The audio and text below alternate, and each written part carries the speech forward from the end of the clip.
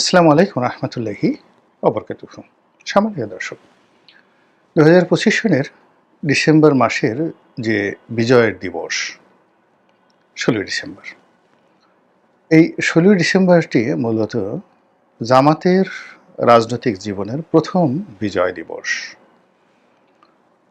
এত বড় বিজয় জামাতের জীবনে কোনোদিন আসেনি, আর আগামীতে আসবে কিনা একমাত্র আসমানের মালিক মহান আল্লাহ রব্বুল আলামিন জানেন। জামাত 1971 সন থেকে আজ অবধি 16ই ডিসেম্বর এলে তারা দুমড়ে মুচড়ে কুঁচকে যেত। তাদের জবানে ভাষা থাকতো না। সেটা এরশাদ আমল হোক, জিয়া রহমান সাহেবের আমল হোক, বা যে কোনো জমানা হোক, 1971 থেকে একেবারে সেই 2024 সন অবধি পুরো 16ই ডিসেম্বর ছিল তাদের জন্য একটি কেয়ামত, পুলসেরাতের রাস্তা। হাসর নসরের যে কষ্টের কথা বলা হয়, ঠিক পৃথিবীতে যদি ওইরকম কোনো কষ্টদায়ক কোনো ঘটনা থাকে, সেই ঘটনার দিবসটি হলো 16ই ডিসেম্বর। এই দিন জাতীয় প্যারেড ময়দানে বা দেশের অন্য যে জায়গাগুলোতে কুচকাওয়াজ হতো, সেনাবাহিনীর বুটের আওয়াজ, তাদের লেফট রাইট গার্ড সাবধান, তাদের রণসঙ্গীত কিংবা যাকে বলা হয় তাদের জাতীয় সঙ্গীত, তাদের সেলুট দেওয়ার প্রকৃতি ধরন, সব কিছু অনেকটা হাতুড়ি হয়ে, পেরেক হয়ে, গজাল হয়ে জামাতের যারা নেতৃবৃন্দ রয়েছেন, নেতাকর্মী রয়েছেন, তাদের বুকের মধ্যে রীতিমতো রক্তক্ষরণ তৈরি করত। এই প্রথমবার তাদের সেই রক্তক্ষরণ বন্ধ হয়েছে যখন স্বাধীন বাংলাদেশের পতাকা পতপত করে আকাশে উড়ত এই 16ই ডিসেম্বর তারিখে। তাদের মনে হতো কে যেন তাদেরকে মারছে, কে যেন তাদেরকে গালাগাল করছে, কে যেন তাদেরকে তাড়া করছে, ধাওয়া দিচ্ছে। ওই বুঝি মুক্তিযুদ্ধ শুরু হলো, ওই বুঝি মুক্তিযোদ্ধা এলো, ওই বুঝি কেউ তাদেরকে গালাগাল দিল। কিন্তু এবার তারা ঈদের উৎসবে উদ্বেলিত ছিল। যে পতাকা একটা সময় তাদের আতঙ্কের বিষয় ছিল, যে পতাকা নিয়ে মুক্তিযোদ্ধারা সদম্ভে ঘুরে বেড়াতো, রিকশাওয়ালা ঠেলাওয়ালা থেকে শুরু করে রাজপথে যারা সেই টেম্পু চালাতো, এমনকি ঠেলা গাড়ি চালাতো, তারা গত 54-55 বছর ধরে বিজয়ের মাসে পতাকার রং গায়ে মেখে জাতীয় পতাকার ছোট্ট একটি, যাকে বলা হয় সেই প্রতিচ্ছবি বা একটি পতাকা, তারা তাদের ঠেলা গাড়িতে, রিকশাতে, টেম্পুতে তারা টানিয়ে তারপর শেষে অহংকার করে বেড়াতো, বিজয়ের অহংকার, স্বাধীনতার অহংকার। এইবার সেই সকল পতাকা চলে গেছে জামাতের হাতে।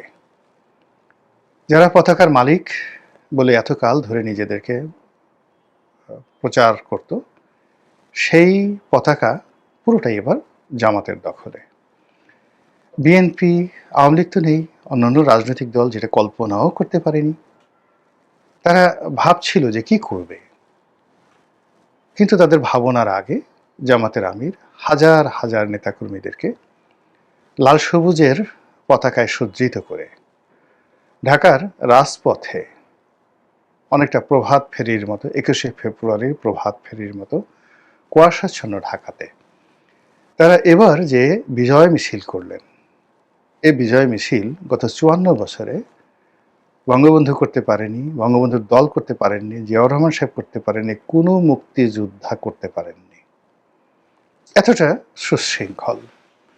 এবার জামাতের হাতে জাতীয় পতাকা, জামাতের হাতে লাল সবুজের রং এত চমৎকারভাবে মানিয়েছে, অবস্থার দৃষ্টি মনে হয়েছে যে জামাত সত্যিকার অর্থে মুক্তিযুদ্ধ করেছে। তারা একটি মুক্তিযোদ্ধার দল। তাদের হৃদয়ে সেই বাঙালির প্রেম, মুক্তিযুদ্ধের আদর্শ এ সবই টগবগিয়ে ফুসছে। তারা সত্যিকার একটি ইমানদার দল, একিনদার দল। তারা মুনাফিক নয়, তারা মুক্তিযুদ্ধকে বিক্রি করে না, তারা মুক্তিযুদ্ধ নিয়ে রাজনীতি করে না। তারা সত্যিকার অর্থেই যেই মুক্তিযোদ্ধার যে চরিত্র, নীতি এবং আদর্শ যেভাবে থাকা দরকার, এটা কেবলমাত্র জামাতের মধ্যে আছে। জামাতের আমিরে জামাত জনাব ডক্টর শফিকুর রহমান মাদ্দা জিল্লুহুল আলী আলা হজরত, তিনি যে দৃঢ়তা নিয়ে গাড়ির মধ্যে দাঁড়িয়ে সেই প্রভাত ফেরির অনুষ্ঠানে তিনি যেভাবে বের হয়েছেন 16 ডিসেম্বর তারিখে, গত 54 বছরের কোনো রাজনৈতিক দলের নেতা কি এভাবে বের হয়েছে? না, হয়নি, একজনও না। দেখান। কোনো সেনাবাহিনীর প্রধান কি বের হয়েছে? কোনো অন্তর্বর্তীকালীন সরকার, তত্ত্বাবধায়ক সরকার, কোনো মুক্তিযোদ্ধা কমান্ডার, বাংলাদেশে তো একটা মুক্তিযোদ্ধা মন্ত্রণালয় আছে, সেই মন্ত্রণালয়ের মন্ত্রী, কিংবা মুক্তিযোদ্ধাদের যে কেন্দ্রীয় কমান্ড কাউন্সিল সেটির একজন চেয়ারম্যান থাকেন, তারা এই গত 54 বছরে জামাতের আমিরের মতো এভাবে সুসংগঠিত হয়ে ভোর 6টার সময় বা 5টার সময়, মানে তারা যে মিছিলটা আয়োজন করেছে, আমার ধারণা যে একেবারে সূর্য ওঠার আগে। তো সূর্য ওঠার আগের এই অনুষ্ঠানটা আয়োজন করতে তাদেরকে মূলত তাহাজ্জুদ নামাজ পড়ে বের হইতে হয়েছে ঘর থেকে 2টোর সময়। তো বাংলাদেশের কোনো রাজনৈতিক দলে ঘোড়ার ডিমের তো তাহাজ্জুদ তো দূরের কথা, 5 ওয়াক্ত নামাজই পড়ে না, অনেকে প্রস্রাব করে পানি নেয় না।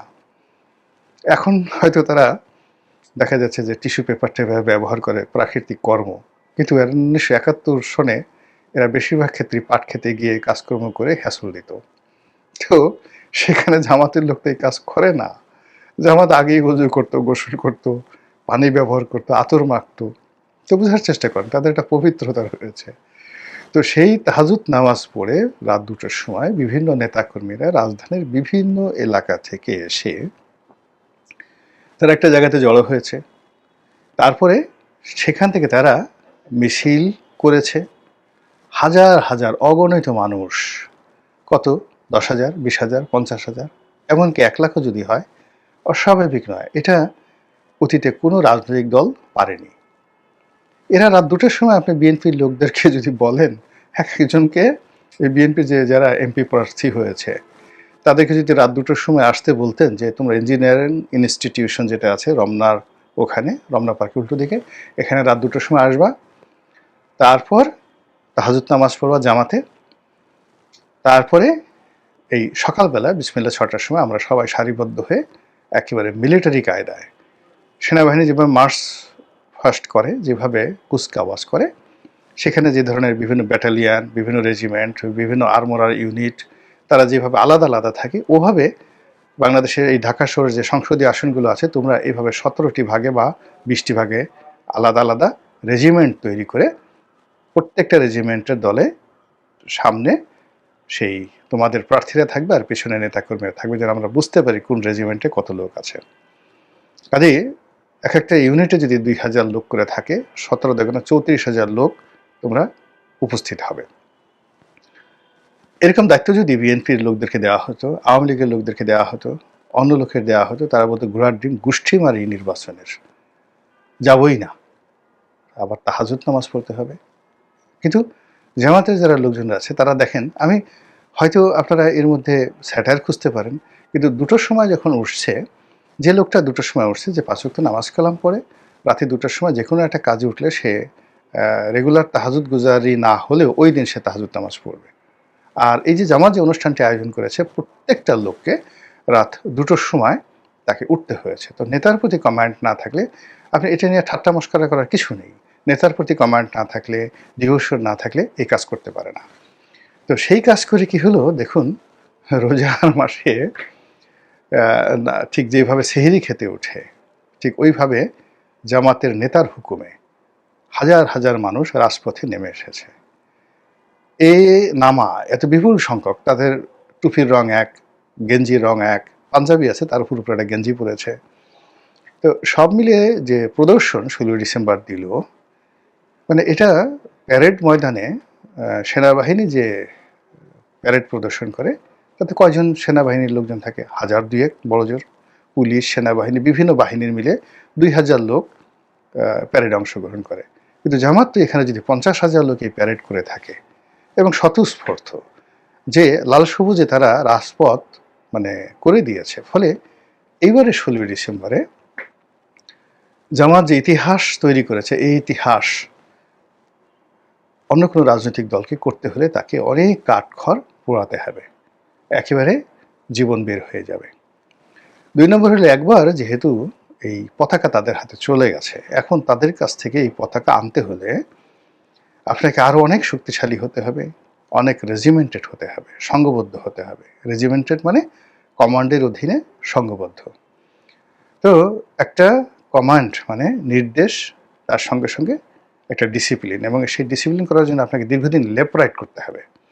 জামাতের লোকজন লেফট রাইটে অভ্যস্ত আর্মিদের মতো, তো সেই লেফট রাইট করতে হবে। এখন সেটা বিএনপির যারা লোকজন আছে তাদেরকে সেই লেফট রাইট করতে মানে টেরিবল অবস্থা। এরপরে ধরেন জামাতের আমির যেভাবে ধরেন মাথায় একটা টুপি পরেছেন, তার সফেদ পাঞ্জাবি, তার সঙ্গে দাড়ি, আপনার যে কোনো লোক দেখলেই আপনাকে একজন অলি আল্লাহ মনে করবে। এখন তারেক রহমান সাহেবকে যদি এইভাবে দাঁড়িয়ে রাখতে হয়, সজীব ওয়াজেদ জয়কে যদি এইভাবে দাঁড়িয়ে রাখতে হয়, ওই সুরত নিতে হয়, এটা তাদের জন্য খুবই রকম ঝামেলা হয়ে যাবে আর কি। কাজেই এই যে পতাকা চলে গেছে তাদের হাতে, এই পতাকা ফিরে আনার জন্য অনেক কষ্ট করতে হবে।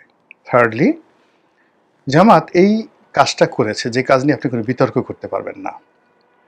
মানে এই যে প্রভাত ফেরির সময় সকালবেলা এই যে আসছে, মিছিল করেছে, 71-এর পক্ষে কথা বলেছে, মুক্তিযুদ্ধের পক্ষে কথা বলেছে, তারপর হাতে পতাকা তুলে নিয়েছে, এই কথা নিয়ে আপনি কোনো শব্দ করতে পারবেন না। দ্বিতীয় ফেজে গিয়ে তারা যে কাজটি করেছে, তাদের যে সকল বিতর্কিত নেতৃবৃন্দ রয়েছেন, যাদেরকে নিয়ে জামাত বিরোধী লোকজন বিতর্ক করে, তো তাদেরকে তারা ঘোষণা করেছেন যে ওনারা হলেন দেশের সূর্য সন্তান। জাস্ট এতটুকুই।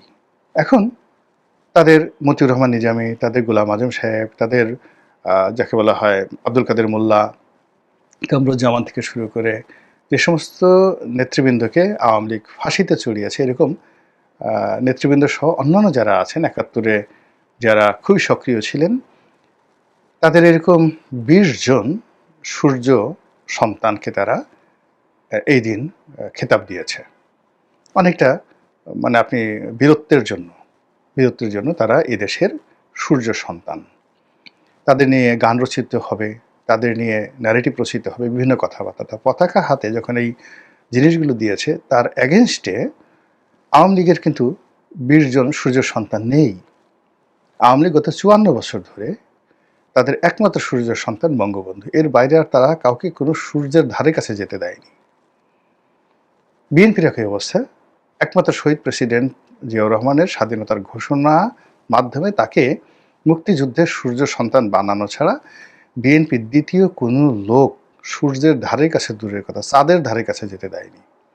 আর সেখানে প্রায় 1 কোটি লোককে, 20 জন লোককে তারা একত্রে সূর্য সন্তান বানিয়ে একটা মনুমেন্ট তৈরি করে ফেলেছে।